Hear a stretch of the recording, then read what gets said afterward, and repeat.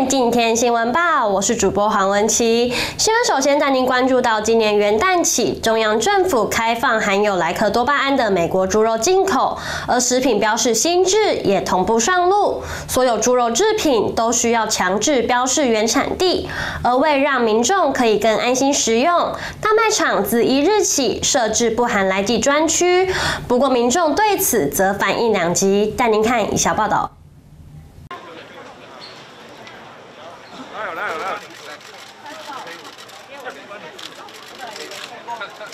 转过去，转过去，大家不要动，不要动。然后我们先看这边，先看前，先。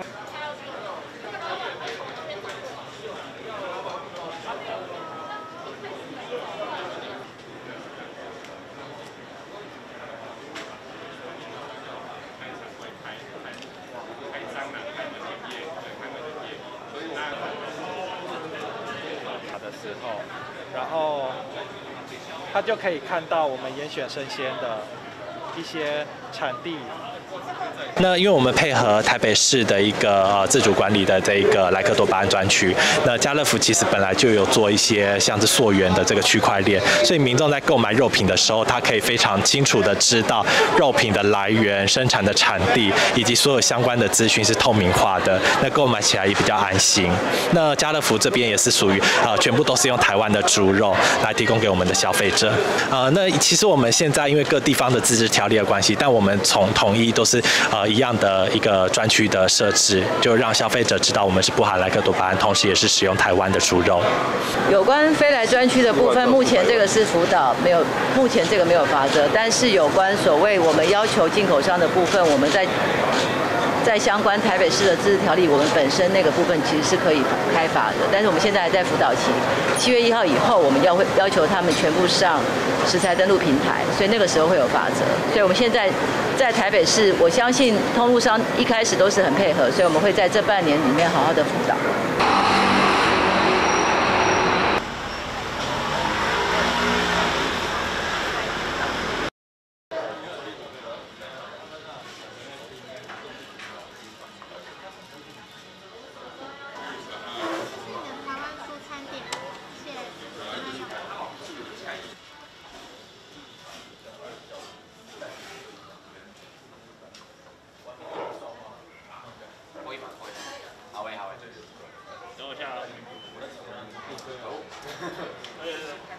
而莱克多巴胺对于人体危害一直存在不少争议，政府与民间团体都各自推出台湾猪的标章，希望让民众选购时可以更安心。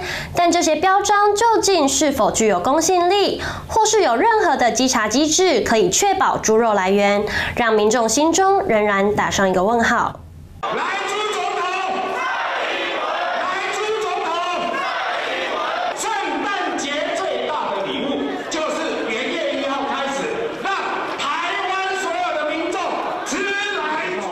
不平静，立院通过放宽莱猪相关行政命令，让国民党立委气到不行，怒轰绿营立委自己都不想吃，却要民众吞下去。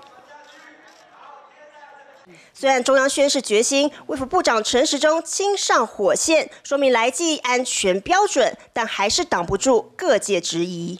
反毒猪，反毒猪！民进党要台湾的人吃莱猪，这样合理吗？不合理。莱猪还没来，但走一趟市场，肉商、摊商已经贴起认证标章，就怕民众吃得不安。他就说我们这个会不会是莱猪啊？我们说我们这个莱猪也还没进来，那我们都是现杀的。其实我们老板娘很龟毛，他对他东西的品质他很讲究，就是他一定要出示他的切结书给我们。 像我们一定就是要拿到那个证明，我们才会跟他厂商，他才可以供应东西给我们这样子。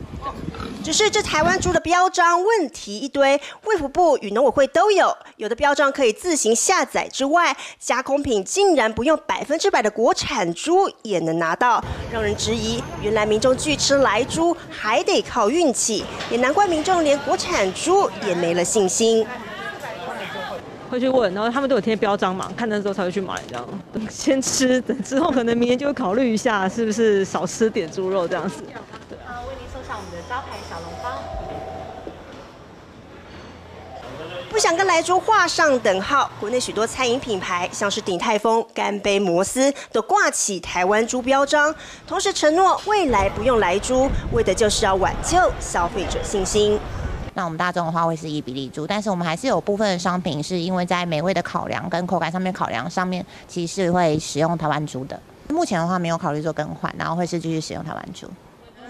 餐厅业者人人自危，纷纷跟莱猪划清界限。学者们也急声呼吁暂缓开放，因为谁也不能保证20-30年后身体会出什么状况。如今政府一纸行政命令，元月1号开放莱猪，但事前略过茶厂，又没能力严格稽查，等于让全民陷于恐慌与不安当中。什么时候民众竟然连最基本的食安都得自求多福？再来带您关心，美国国会即将在当地时间1月6日认证民主党候选人拜登当选第46届美国总统，并预计在1月20日举行就职典礼，但川普至今仍未承认败选。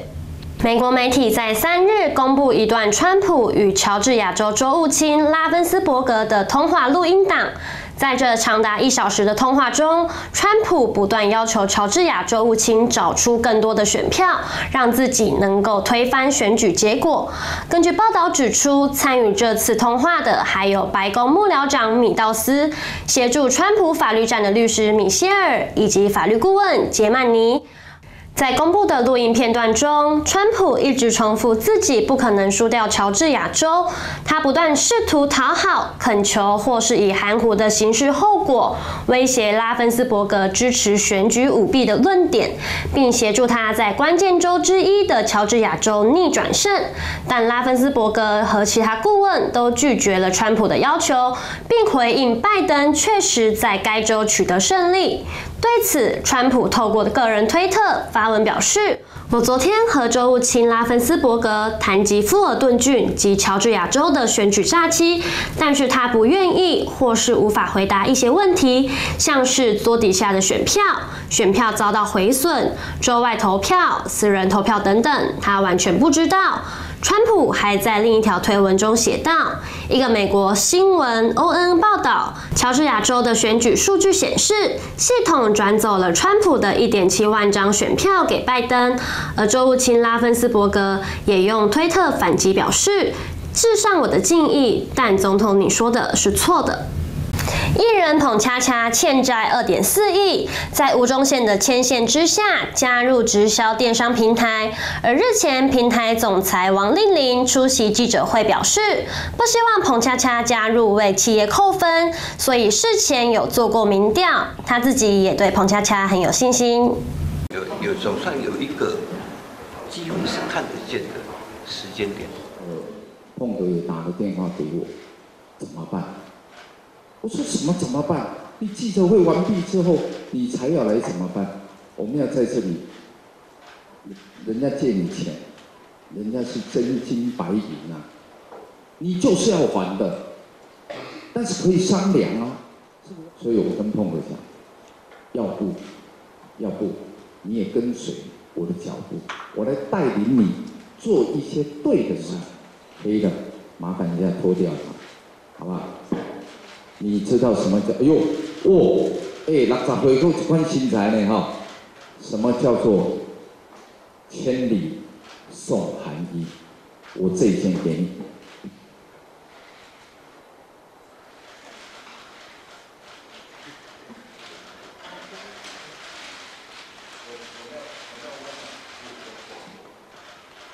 有没有温暖？哇，有没有温暖的感觉？可是现在你会变得很冷。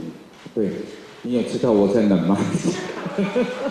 谢谢宪哥哈。对，在这个时候，其实这一段时间过得蛮轻松。但我坦白讲，我不希望做这件事情对我的企业，希望是正面的，而不是负面的。坦白讲，我们做过民调，彭恰恰在台湾的知名度高达98%，没有人无人不晓。但同样的，知道彭恰恰破产的人也高达70%。但是有68%的人同情彭恰恰，希望他能够站起来。所以我们用这个大数据的调查，我觉得对我们的企业品牌，对彭恰恰对个人有情有义都是值得的，所以我们愿意做，给你3年的时间。2亿是小问题，太简单了，宪哥打包票，太开商店的概念。这样就没问题，然后再利用我们这个人脉啊、朋友的相挺，这样子进来，他利用这个平台。对，你说不用3年吗？3年，我觉得1年半好不好？碰哥想要快一点。你的情况，我觉得应该2年就可以完成。好，各位都听到。哇！碰哥，你现在有几个工作上门？工作的这个量，除了3个节目以外，那其实我一直在寻求，正常的录影以外的收入是什么？总算有一个几乎是看得见的时间点。王心凌于日前在台北小巨蛋举办巡回演唱会，在台开唱前被媒体捕捉到了绯闻男友蓝蔚文的身影。而演唱会结束后，王心凌在访问笑说，希望下一个好事快发生，让外界猜测是不是好事近了。我就开门见山把大家都拍到我朋友，对不对？对。我希望我的下一个好事，我在台上讲，我希望发生在。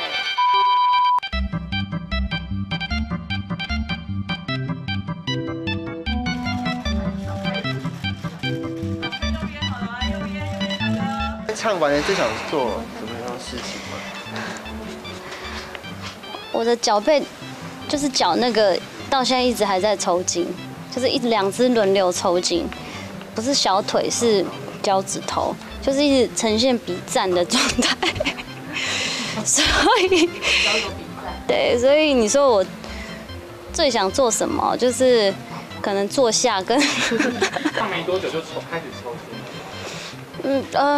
就是我说抽筋的前一 part， 其实我就开始抽筋了，因为其实伍佰老师的那一 part 应该是西装，所以还是要有个高度，然后西装裤装下来的话，它是像现在高跟鞋很高，但有防水台，所以脚会比较舒服。可是那一套因为是西装的关系，有防水台就不好看，所以就是我有爱碎这样，所以就会脚会比较吃力这样，可是就是大家除了我说之外，大家应该还我有演示好吧？真的很感谢大家，真的是陪我，好像把一场巡演弄成一场新的演唱会这样，然后大家一起努力的感觉，就是真的很感谢他们。所以我实在不知道怎么样，但是我自己心里头很多的感动，我就开门见山把大家都拍到我朋友，对不对？对。你怎么会看得到啊？那时候不是应该要出场？对啊。我是出场啊，我也不知道啊。大家就下台。对啊。对啊，下台我才知道。哦，很烦你们。不是我的演唱会，怎么第一个新闻不是我啊？很多粉丝请你帮求婚，就是你也是一个红人，那当然也是希望可以看到你的新闻。Next。那今年的话有机会可以来个好事吗？对啊，今天就是我最大的好事。我希望我的下一个好事，我在台上讲，我希望发生在高雄，但还没有确定啊。对，林老板。因为好朋友团队里面比较有打气，我的好朋友都有。那里有传爱线，不要这样回来了，就这一题嘛，那我就然后结束了。由郭书瑶、何浩晨主演的新戏《未来妈妈》，讲述女人生不生与该不该结婚的议题，床戏尺度更是大胆。在访谈中，郭书瑶透露自己并不是该剧的第一人选，而郭书瑶去年与圈内男友以伦分手，单身至今。对于感情，她也坦言一切随缘，如果真的有好的对象，可以很放心把自己交给对方。我其实不是未来妈妈的第一人选，我自己知道，他们原来找是别人。刚开始亲热戏很瓶颈啊，第2集有播啊，我快笑死。我们第一次的亲热戏就是要接吻这件事情，哇，被导演骂哎。我印象很深，因为那天很冷，然后在和平公园某个桥上，然后亲的时候导演就说，就是导演还有就带一点脏话，然后就是你们俩到底是会不会亲啊？然后因为导演可能跟他比较不熟，不敢刁他，导演刁我说你是太久没有跟人家亲接吻，会不会接吻？真的是这样子。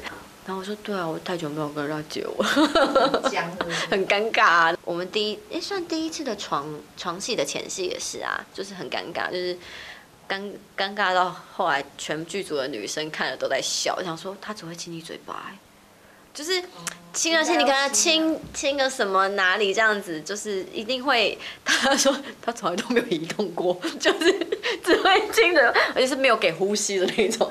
就突然亲完就会分开一下，没有，因为他可能尴尬吧，他就只好就是一直很像章鱼一样吸着这样。性感女性，然后变成一个专业的演员，你觉得这一部分最难跨过就是转换这个过程？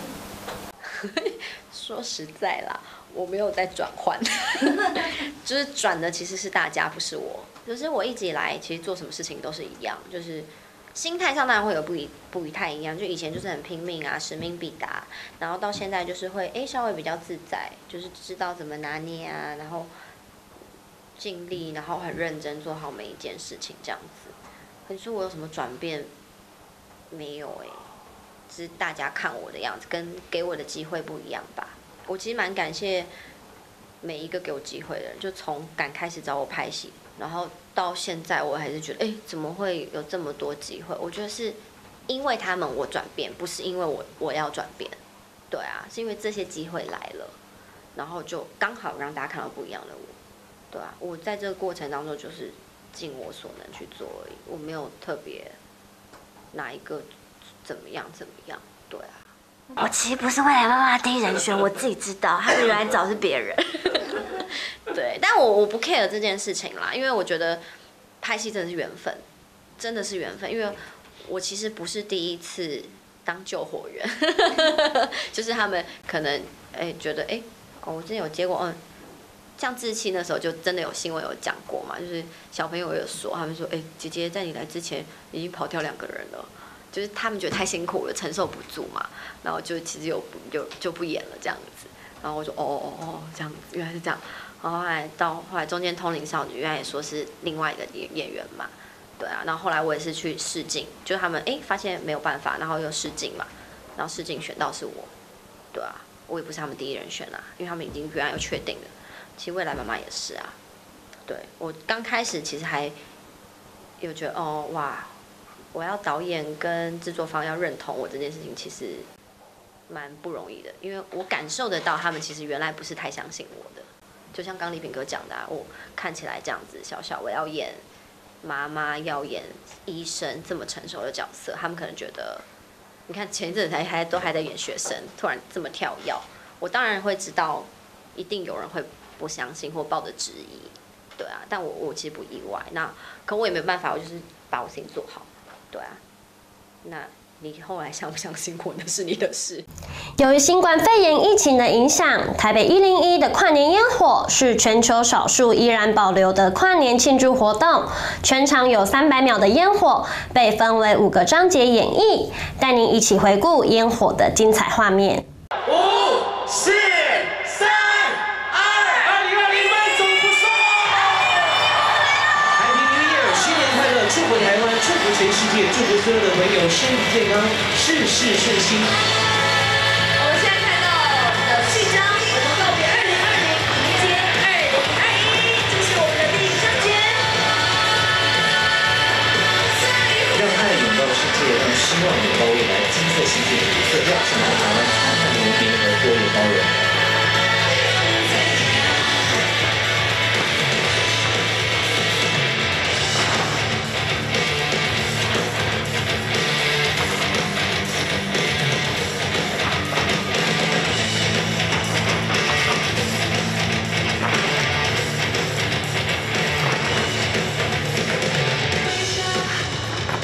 首先，我们现在看到的是第1个篇章，我们向防疫英雄致敬，全民齐心向前行。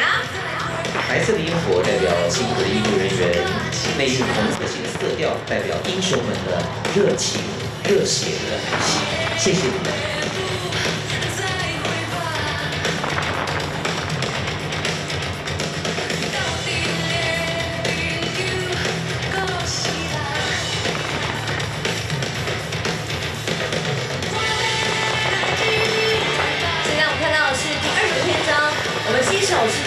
前行，台湾 can help。360度立体特效轮状烟火环环相扣，象征台湾携手世界串联资源，圆满合作，全球一家 We are the world. Tomorrow will be fine.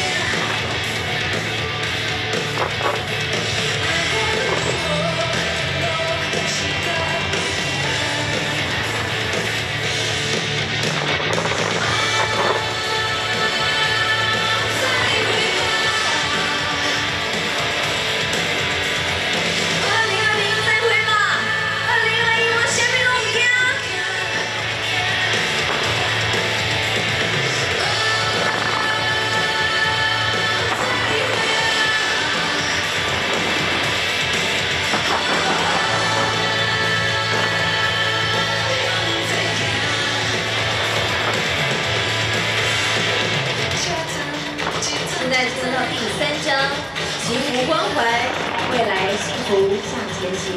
现行的烟火交错喷发，代表我们对环境的友善爱护；橘黄色呢，也代表生命的萌芽。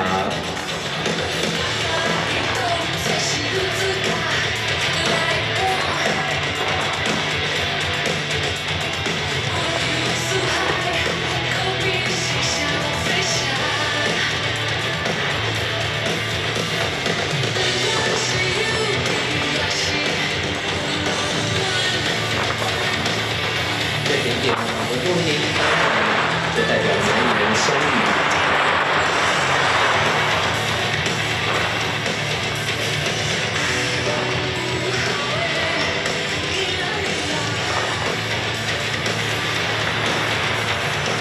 2020我们到什么不好的事情都随着这些美丽烟火绽放开来。再见了，2020。现在我们进入到最终章。精彩台湾，无限可能，爱与希望向前行。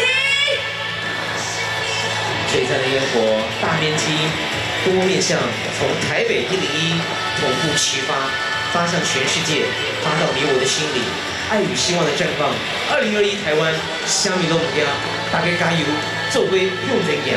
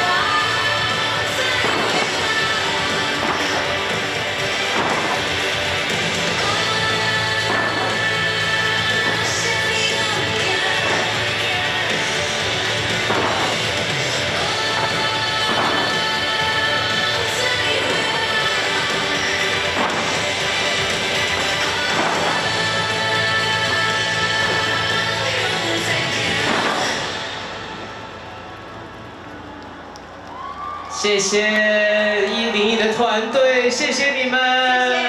以上是今天的今天新闻报，我是主播黄文琪，感谢你的收看，我们明天再会。